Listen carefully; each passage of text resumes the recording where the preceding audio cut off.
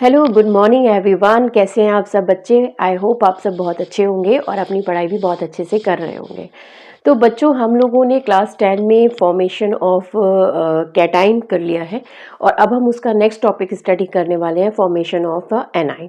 तो आज हम पढ़ेंगे कि हम कैसे एक एनाइन की फॉर्मेशन करते हैं, डैट मीन्स एक नेगेटिव चार्ज की फॉर्मेशन करवाते हैं। तो आज हम फॉर्मेशन ऑफ नेगेटिव आयन या एनाइन के बारे में बात करने वाले हैं।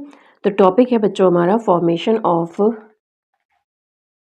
नेगेटिव आयन या फॉर्मेशन ऑफ जस्ट एनाइन भी आप लिख सकते हैं, क्योंकि एनाइन का मतलब है नेगेटिव चार्ज पे। तो नेगेटिव जो है वो साइन आना चाहिए। अब ये नेगेटिव वर्ड कब आता है या ये नेगेटिव साइन कब आता है, ये हमें थोड़ा सा समझना है। देखिए, कभी भी कोई भी मेटल है या कोई भी नॉन मेटल है, उसके अलग अलग सर्कमस्टांसेस होते हैं कि वो कैसे अपने आप को बिहेव करवाए। जैसे मैंने आपसे कहा था कि मेटल जो होते हैं वो हमेशा लूज़ करते हैं इलेक्ट्रॉन 1 2 3, और जो आपके नॉन मेटल्स होते हैं, जैसे जिसके आउटर मोस्ट में 5 6 7 आ रहा है, वो नॉन मेटल की तरह बिहेव करते हैं, तो वो एक्सेप्ट करते हैं इलेक्ट्रॉन। तो याद रखिए, जिसके आउटर मोस्ट में इलेक्ट्रॉनिक कॉन्फ़िगरेशन करने के बाद विद एटॉमिक नंबर हम ये काम करते हैं। ये आपको पता होगा कि एटॉमिक नंबर से हम इलेक्ट्रॉनिक कॉन्फ़िगरेशन को अटेम्प्ट करते हैं। तो 5 6 7 जिसके आउटर मोस्ट में प्रेजेंट है, आउटर मोस्ट इलेक्ट्रॉन है, वो क्या करेगा, वो लूज़ करेगा outermost electron present in the shell. तो आप ये समझ लीजिए कि वो क्या करेगा, वो लूज़ करेगा, और लूज़ करने के लिए वो चार्ज कौन सा एक्वायर कर देगा, वो गेन करेगा, लूज़ नहीं गेन। तो यहाँ पर गेन, आज मेरे पास वो नहीं है डस्टर, बच्चों ने इधर उधर रख दिया है। तो आउटर मोस्ट इलेक्ट्रॉन है, तो ये गेन करेगा क्योंकि इसे 8 कंप्लीट करने हैं, और गेन करने की वजह से नेगेटिव चार्ज एक्वायर करेगा। ठीक है बच्चों, तो ये बात आपको याद रखनी है कि जब भी कभी किसी भी इलेक्ट्रॉनिक कॉन्फ़िगरेशन करने के बाद उसके आउटर मोस्ट में 5 आ जाए, 6 आ जाए, 7 आ जाए, तो उतने इलेक्ट्रॉन आउटर मोस्ट में क्या करते हैं, वो गेन करवाता है। कितने मैं बताऊंगी, और वो नेगेटिव चार्ज अटैम्प्ट करता है। अब देखिए, अगर किसी के आउटर मोस्ट में 5 इलेक्ट्रॉन्स प्रेजेंट है, तो 8 में होने में से कितने की डिफरेंस क्रिएट हो रहा है, 3 का। तो ये 3 करेगा इलेक्ट्रॉन, तो -3 का चार्ज आ जाएगा। 6 किसी के आउटर मोस्ट में है, तो वो क्या करेगा, वहाँ पर 2 को गेन करेगा, और किसी के 7 है आउटर मोस्ट में, तो वो 1 को करेगा, क्योंकि 8 कंप्लीट करने के लिए उसे 1 चाहिए। और हमने पहले ही बात स्टार्ट ये कर दी थी इसमें कि जिसमें भी ये सब 5 6 7 की बात हो रही है, उसको यही चाहिए कि उसके आउटर मोस्ट में 8 इलेक्ट्रॉन्स प्रेजेंट होना कंपलसरी है, तभी वो स्टेबल है। क्योंकि जितनी भी हमारी नोबल गैसेज हैं, उनकी तरह metals and non metals behave करने की कोशिश करते हैं, एक्सेप्ट वन जो है हमारी हीलियम। ठीक है, उसके आउटर मोस्ट में 2 होता है, और वो हाइड्रोजन उसकी तरह बिहेव करने की कोशिश करता है। तो बच्चों, ये चीज़ हमने ये समझी कि एनाइंस की फॉर्मेशन जब भी होगी तो इलेक्ट्रॉन्स जो है वो गेन होंगे। मैं एक एग्जांपल से आपको ये समझाती हूँ, और भी हम एग्जांपल्स ले लेंगे। सबसे पहले हम लेते हैं क्लोरीन का एग्जांपल। क्लोरीन का एटॉमिक नंबर पहले लिख लेंगे, होता है हमारा 17, और इसका इलेक्ट्रॉनिक कॉन्फ़िगरेशन हो गया 2 8 7। अब देखिए, आउटर मोस्ट में 7 है, मैंने बोला था आपको 8 कंप्लीट करने के लिए उसे कितने इलेक्ट्रॉन्स चाहिए, 1। तो ये क्या करेगा, क्लोरीन के आउटर मोस्ट में 7 इलेक्ट्रॉन्स हैं, तो इसका रिप्रेजेंटेशन भी हम लोग यहीं पे करते चले जाएं। अगर मैं इसके नीचे रिप्रेजेंटेशन शो कर दूं तब भी कोई दिक्कत नहीं है। तो आप ये देखिए कि क्लोरीन ने 1 इलेक्ट्रॉन गेन करा, ये मैंने सिंबल दिखा दिया, प्लस करवाया 1 इलेक्ट्रॉन, ऑलरेडी इसके पास 2 8 7 थे, 1 इलेक्ट्रॉन गेन करा, और क्या बना दिया, Cl नेगेटिव। ये हो गया 2 8 8। क्यों? क्योंकि इसने गेन किया, और मैंने बताया आपको जो कि गेन करेगा वो नेगेटिव का चार्ज क्या करेगा, एक्वायर करेगा। तो Cl नेगेटिव फॉर्मेशन हुई Cl से। ठीक, अब बात ये हो गई कि हमने फॉर्मेशन ये करवा दी। अब दूसरी बात देखिए कि क्लोरीन जो है, यहाँ पे टोटल नंबर ऑफ प्रोटॉन्स कितने कंटेन कर रहा है, टोटल नंबर ऑफ प्रोटॉन्स कितने कंटेन कर रहा है, आपका टोटल 17 प्रोटॉन्स है, और 17 ही इलेक्ट्रॉन्स है। बिल्कुल क्लियर बात है, क्योंकि हमने बात ये पढ़ी थी स्टार्टिंग में कि न्यूक्लियस प्रेजेंट होता है, फिर ये हमारी शेल्स प्रेजेंट होती हैं, ये हमारी 2 हो गई, ये हमारी 8 हो गई, और ये हमारी 7 हो गई। ठीक है बच्चों, ये 7 हो गई, सपोज मैं इसको दिखाई दे रहा होगा, तो 2 ये हो गई, 8 ये हो गई, ये 7 हो गई, और इसमें हमारे प्रोटॉन्स प्रेजेंट होते हैं, और ये हमारे न्यूट्रॉन्स हैं, और ये सारे हमारे इलेक्ट्रॉन्स हैं जो कि हमारे शेल्स में प्रेजेंट है बच्चों। ठीक है, तो क्या हुआ प्रोटॉन्स भी हमारे 17 है, क्योंकि किसी भी केमिकल रिएक्शन में प्रोटॉन पार्टिसिपेट नहीं करता, हमेशा इलेक्ट्रॉन पार्टिसिपेट करते हैं।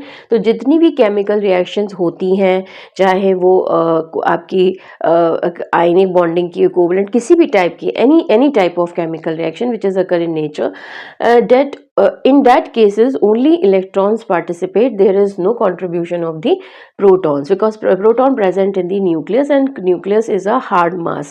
तो ये जो शेल्स हैं, ये जो शेल्स में इलेक्ट्रॉन्स हैं, that only participate in the chemical reaction.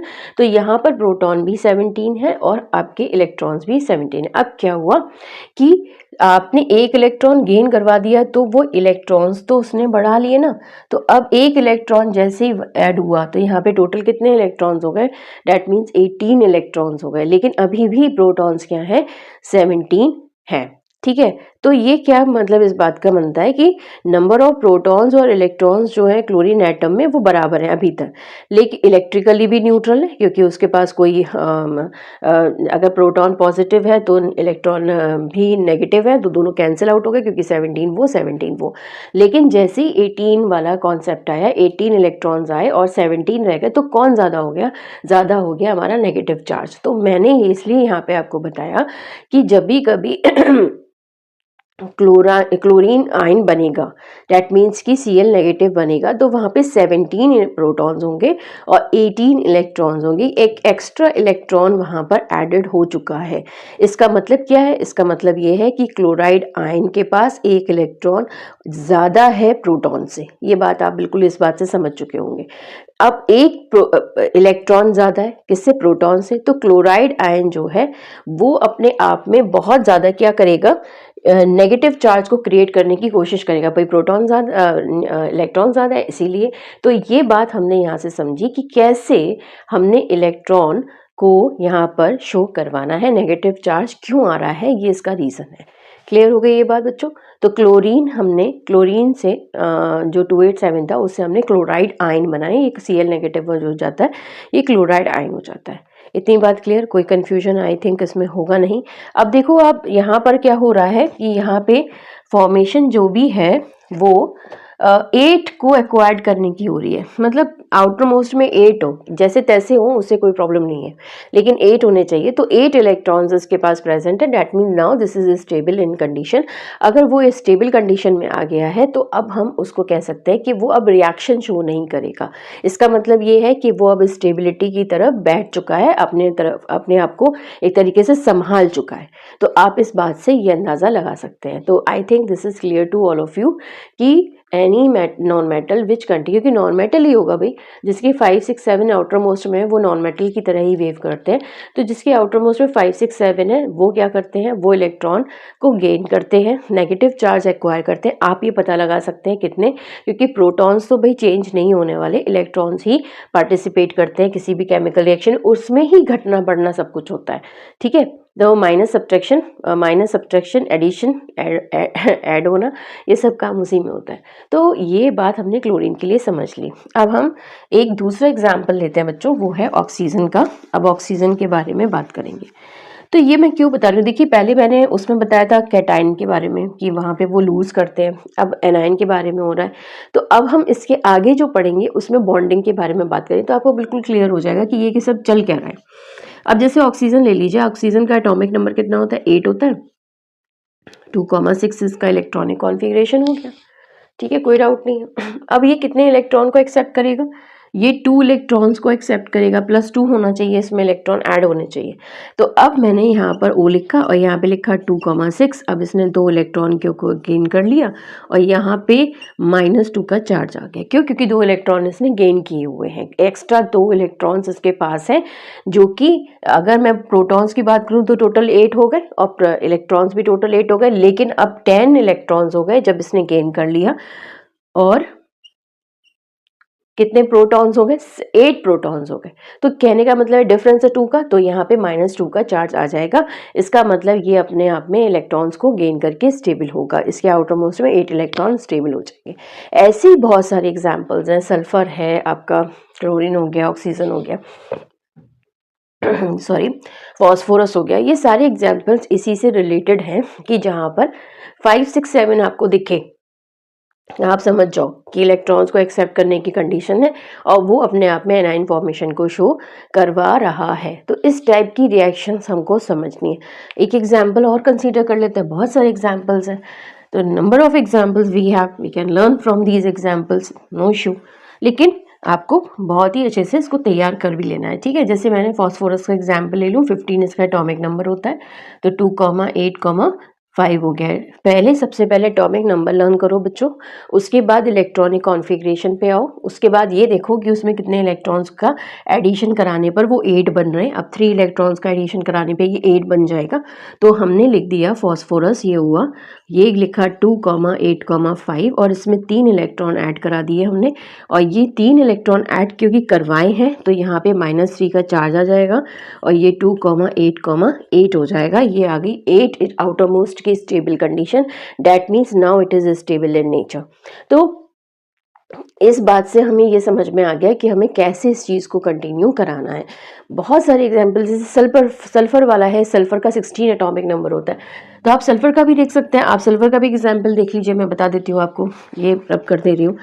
तो अब सल्फर का देख लीजिए, सल्फर में क्या होता है बच्चों, सल्फर है 16 एटॉमिक नंबर, तो सल्फर हो गया 16 एटॉमिक नंबर हमारा, और इसका इलेक्ट्रॉनिक कॉन्फ़िगरेशन 2,8,6 हो गया।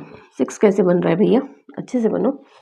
तो सल्फर ने 2 इलेक्ट्रॉन्स को गेन करना है, करा दो गेन, और क्या बना दो, -2 का चार्ज लगा दो, 2,8,8 कर दो, सल्फाइड आयन बन गया, ठीक है।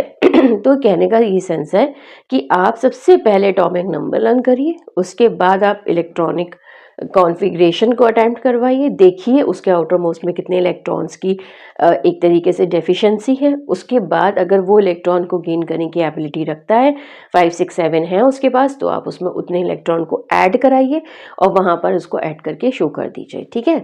तो कोई भी एग्जाम्पल इसी से ऐसे ही रिलेट हो जाएगा, आयंस की फॉर्मेशन हो जाएगी, नो इशू। तो हमने फॉर्मेशन ऑफ कैटाइन और फॉर्मेशन ऑफ एनाइन पढ़ लिया है। अब हम आगे जाके इसके दूसरे टॉपिक की स्टडी करेंगे, जिसमें हम आयनिक बॉन्डिंग की बात करेंगे, आयनिक बॉन्ड की फॉर्मेशन कैसे होती है, ठीक है। तो यहाँ तक बच्चों इसको पढ़ के देखना, और जो प्रीवियस वीडियो है उसमें थोड़ा सा आप कैटायंस की फॉर्मेशन के बारे में देखना कि मैंने उसे क्या समझाया है, कैसे समझाया है, तो आपको बिल्कुल क्लियर हो जाएगा, उसमें कोई भी डाउट आपको नहीं रहेगा। लाइक एंड सब्सक्राइब करिएगा। Have a nice day, thank you so much.